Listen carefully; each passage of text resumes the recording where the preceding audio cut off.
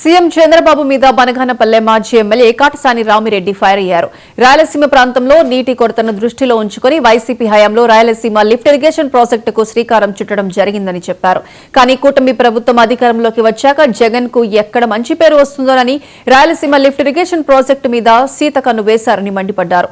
తెలంగాణలో ఉన్న శిష్యుడు రేవంత్ రెడ్డి ఏపీలో ఉన్న గురువు చంద్రబాబుతో చేతులు కలిపి రాయలసీమకు అన్యాయం చేస్తున్నారని విమర్శించారు.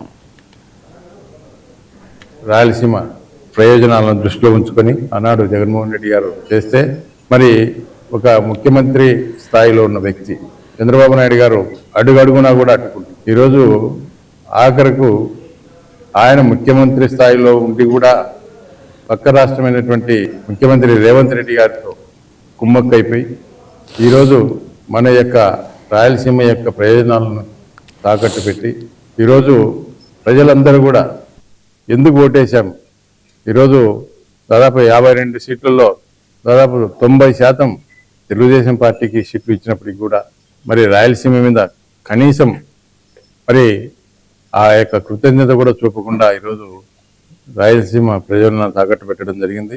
మన యొక్క ప్రయోజనాలను తాకట్టు పెట్టి ఆఖరకు ఒక రాయలసీమ వాసి మరి ఇన్ని నియోజకవర్గాల్లో మెజార్టీ స్థానాలు ఇచ్చినప్పటికీ కూడా మరి కనీసం కృతజ్ఞత అనేది చంద్రబాబు నాయుడుకు లేకుండా మరి ఈరోజు వారి యొక్క గురు శిష్యుల యొక్క బండారం బయటపడిపోయింది.